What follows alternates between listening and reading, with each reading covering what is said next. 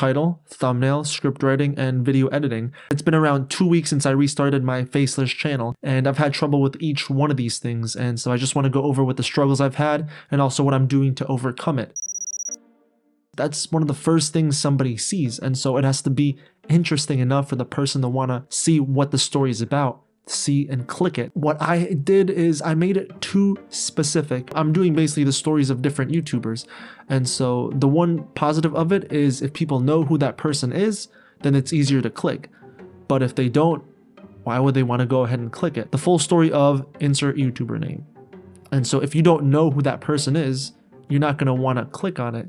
And for example, my name is Chris Barros, and if I had a video out there that said the full story of Chris Barros, nobody would click on it. If I put a title out there that was like how this person went from 0 to 100K in 2 weeks, that's going to be a lot more interesting. People are going to want to click on it and see what the story is. Once they go ahead and click on it, then they'll know X person it was. I ended up doing it with one of my most recent videos too. I leveraged a high individual's name, Mr. Beast. I inserted something else at the end, and I will say it wasn't my idea for the title. Somebody did go ahead and give me that idea, but it was definitely better than my previous one because the YouTuber's name I put, not a lot of people would probably know about, and so not a lot of people would probably click on it.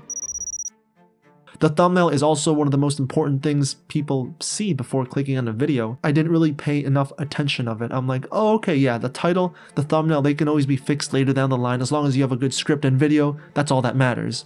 But in reality, if the thumbnail is not up to par, then nobody's going to click on the video. And even if the video was good, not a lot of people are going to go ahead and know that because the thumbnail sucked. You've seen my thumbnails here. They're not the best. They're okay. They get clicks.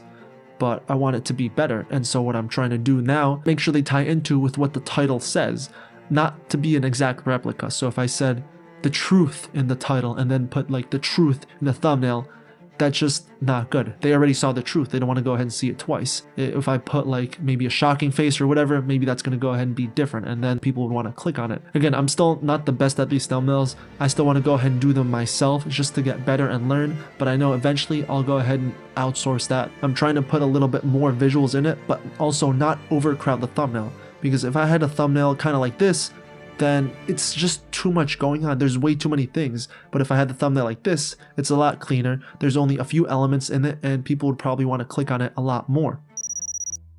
In my opinion, the script is one of the most important things. It's the backbone of the actual video, because if you have a crappy script and then people are going to tell it's like not a lot of effort was put into it, like what you're saying maybe doesn't make sense or isn't flowing naturally, and so they'll go ahead and want to click off of it immediately. And this is probably where the lower tension goes ahead and comes in. One of the biggest things that I'm focusing on now is how can I hook people into this story? What can I put in the beginning? What can I say? What can I write in the script so it can go ahead and be more interesting, so somebody wants to hear the full story? And I've been doing two things about this, and it's probably going to be obvious to you, but for me, I learned slow. I'm not the best at these things, and so I'm still learning.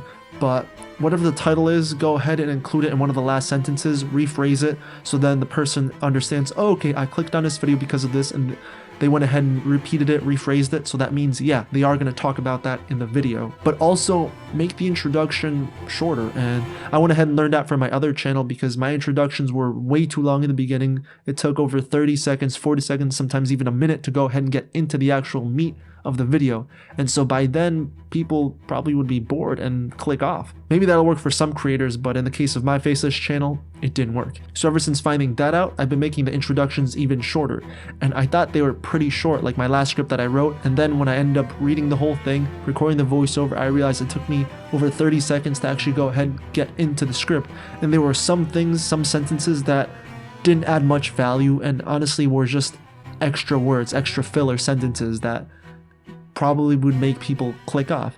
And so I went ahead and shortened it. And instead of having like 5 sentences in that introduction, I went ahead and made it to 3. I've been reading this book, Save the Cat by Blake Snyder, just to go ahead and get better at script writing, at screenwriting. It's the last book on screenwriting you'll ever need.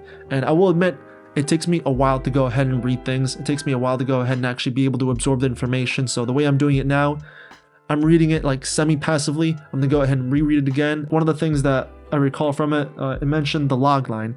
And basically the log line is like the one sentence summary of it. If you don't know what your one sentence summary is, if you don't know what your log line for your video is, then it's not worth pursuing.